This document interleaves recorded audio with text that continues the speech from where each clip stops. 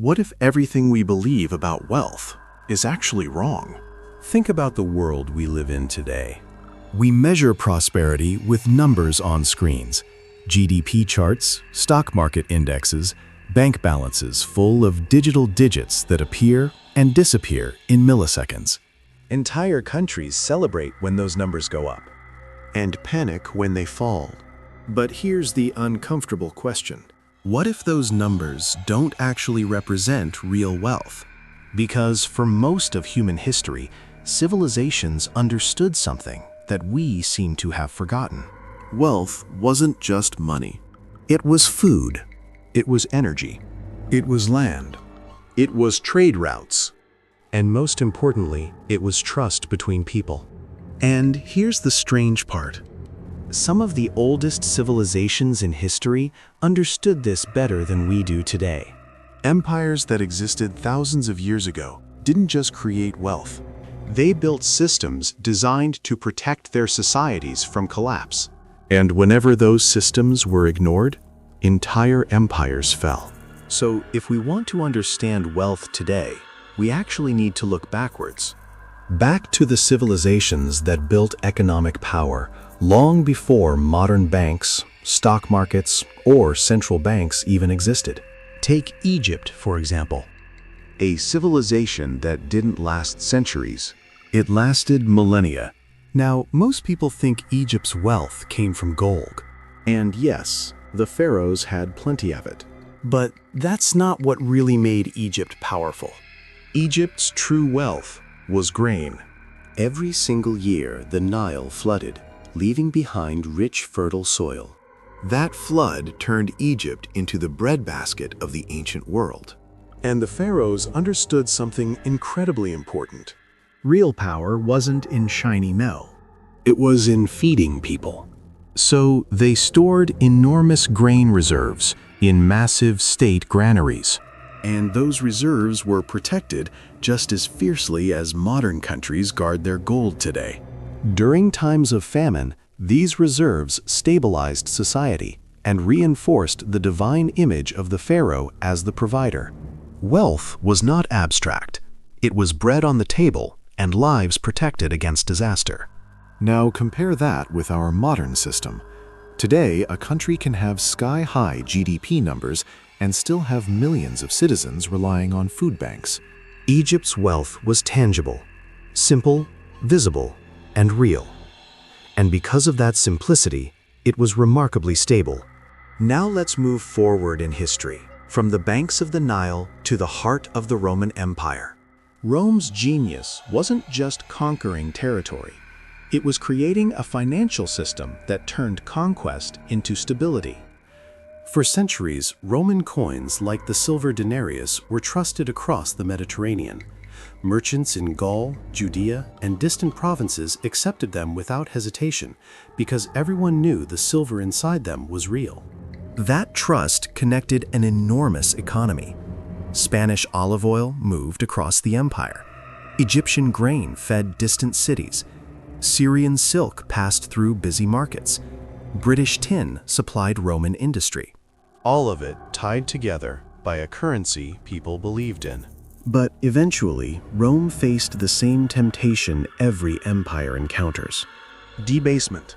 Emperors like Nero began reducing the silver content of coins, mixing in cheaper metals to stretch the empire's resources.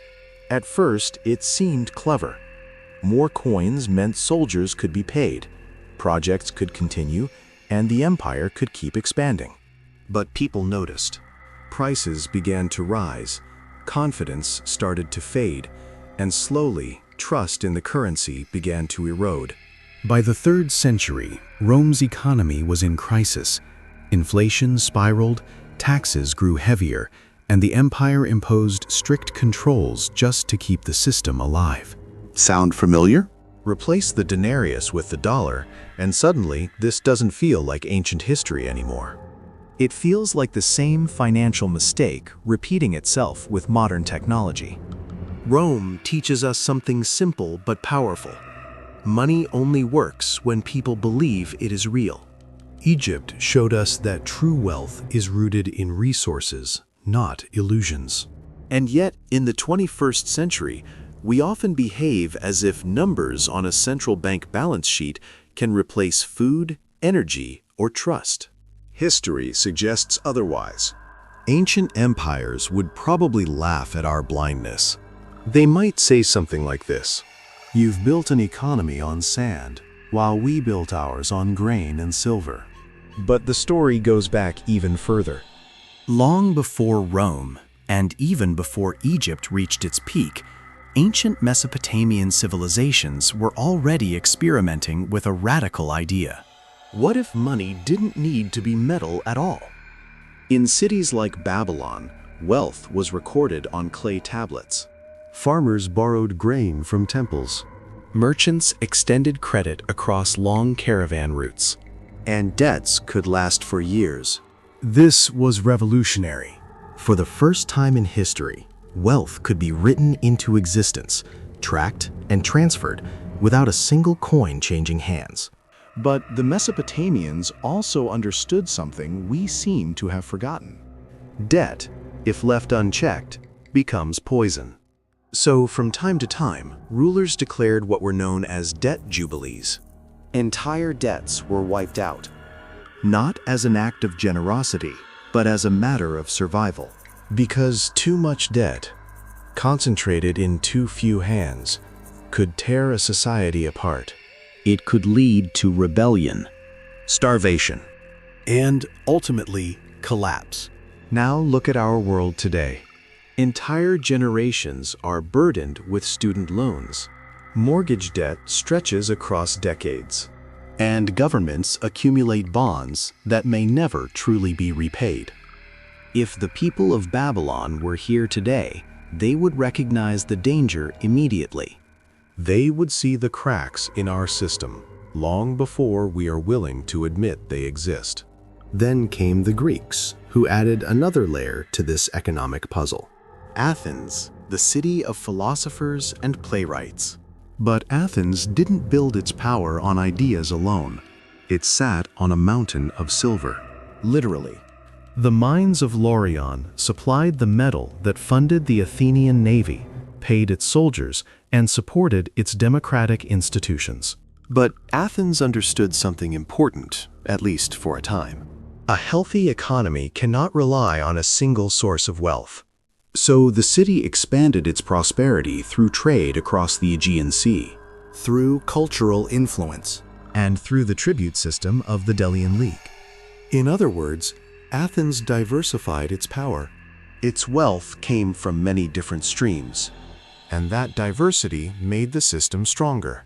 But eventually, something dangerous began to grow. Hubris. Athens became arrogant. It overextended its influence. And slowly, it began draining its allies instead of strengthening them. And history tells us what usually follows arrogance in great powers. Decline. When the Peloponnesian War finally broke out, that delicate balance collapsed. What the Greeks once understood, and then forgot, is the same lesson modern investors learned the hard way. Diversification is real wealth, and concentration eventually destroys it. Then history moves again to a very different empire. The Mongols. At first glance, they might seem like the least likely financial innovators in history. After all, what could a nomadic empire built on horseback and conquest possibly know about wealth? Quite a lot, it turns out.